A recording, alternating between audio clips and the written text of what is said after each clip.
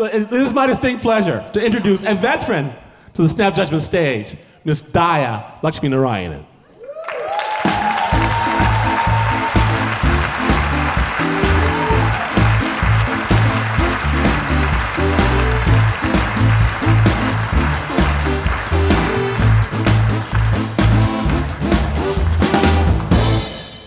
When Bill Clinton was elected president, I was elated. I just had to meet him.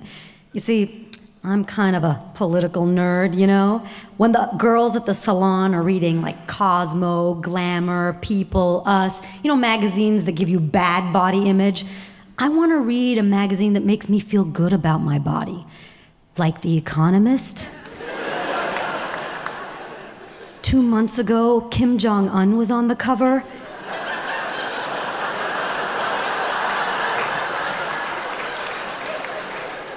My Bad Hair Day, not so bad.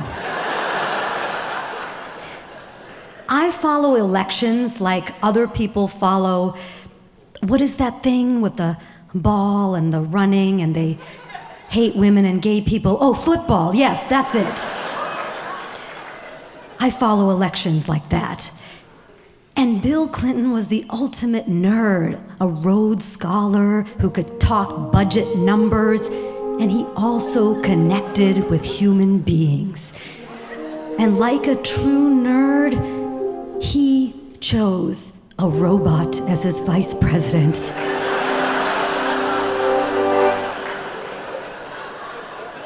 Climate change, climate change, climate change, climate change.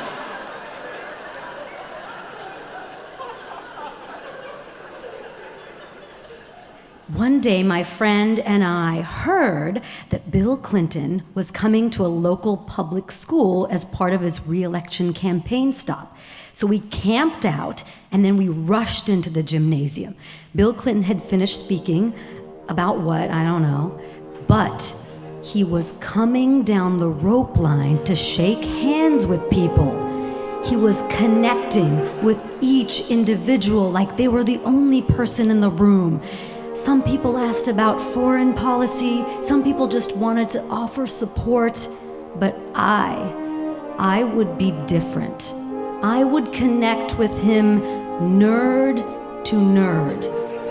And I would say something brilliant. He comes by and I see him. I stick out my hand and right then I'm feeling a little lightheaded. I hadn't eaten all day. My stomach growls, and I say, Mr. President, what's your favorite junk food?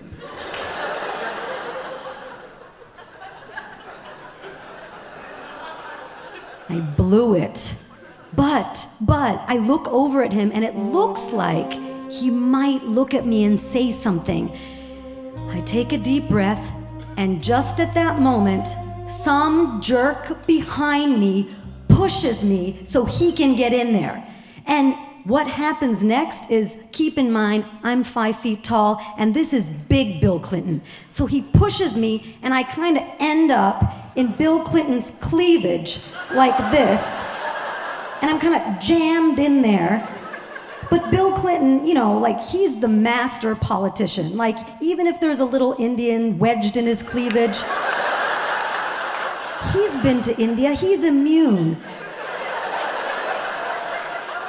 So he kind of keeps shaking hands with people, with me in his cleavage. And the Secret Service is all like, is she trying to smuggle herself into his shirt?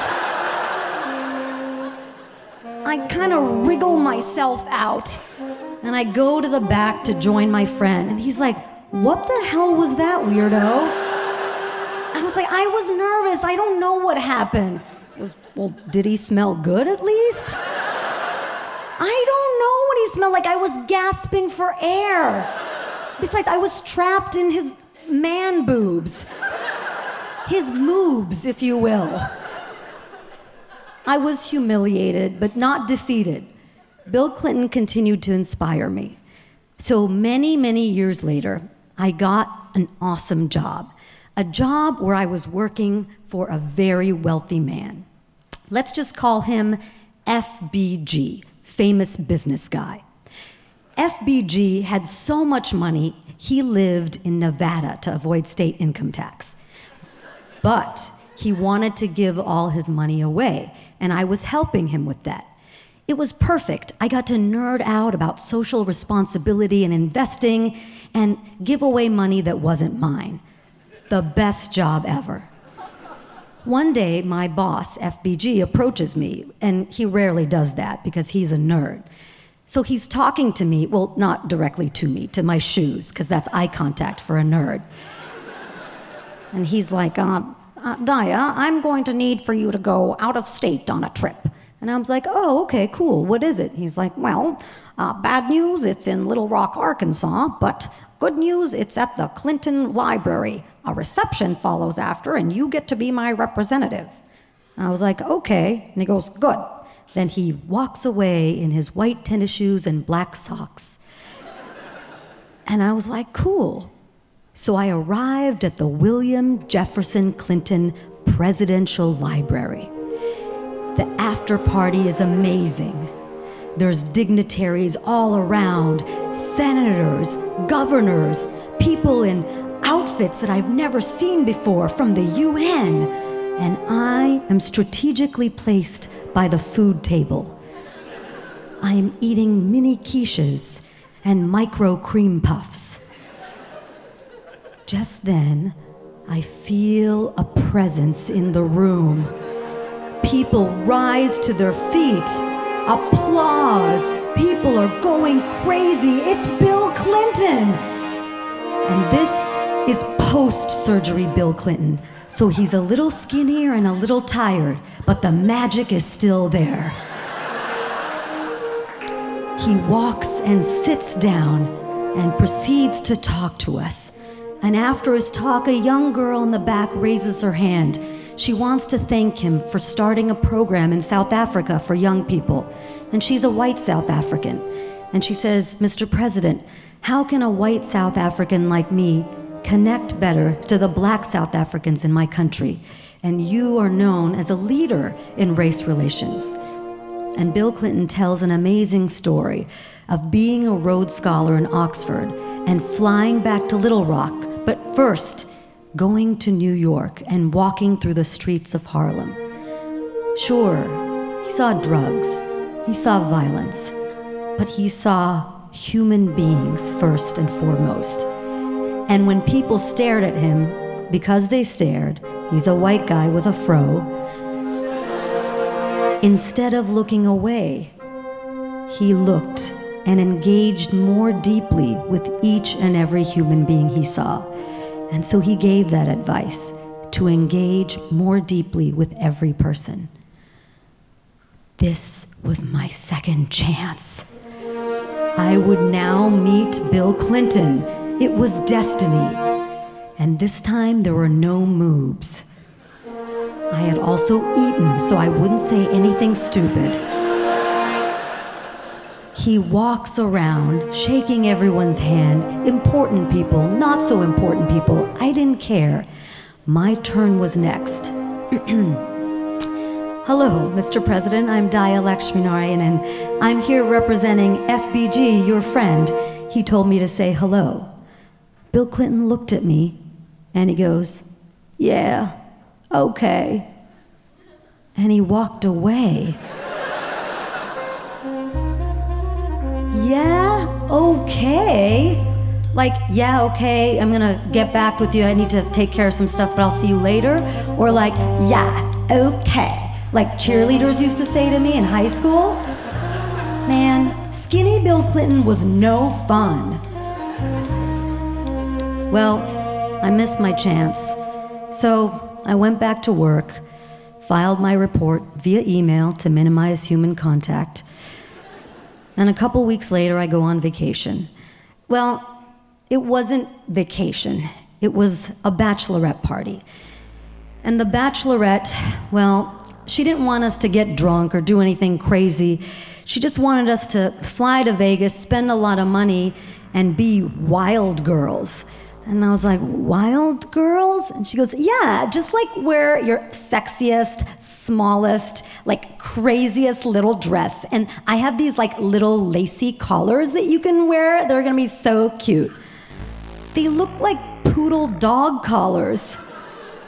Yeah, she was annoying. That's why she's not my friend anymore.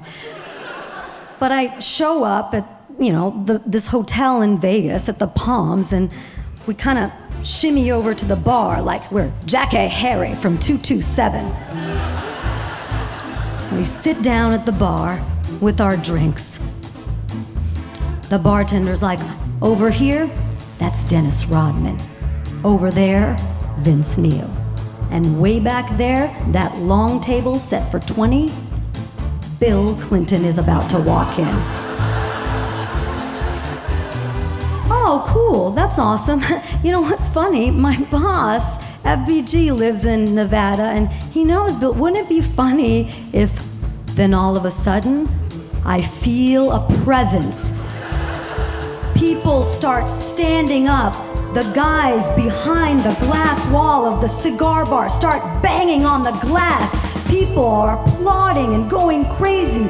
Bill Clinton walks in. And with him is my boss. He looks right at me and goes, Dhaya? And ladies in this room, I don't know if you've ever had the experience where you're wearing a skimpy, sexy dress and you have to simultaneously pull it up and pull it down. And I have this weird collar thing, necklace, that I'm trying to hide with my hair, so I look kind of Amish. And I walk over, hi, great to see you here. I'm with some of my friends, and I turn around, and they're like, woohoo, girls, wow, Cosmos. She's actually a very successful software engineer.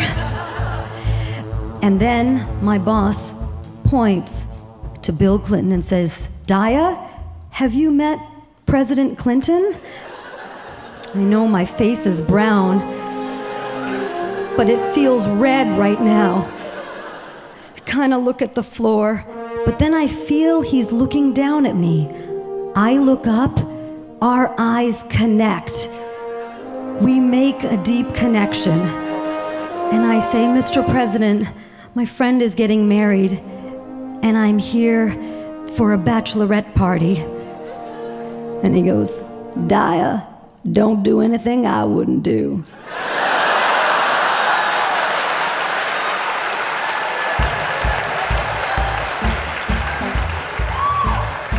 My boss looks over at me and the outfit that I'm wearing, and that's the last time he would ever make eye contact with me again.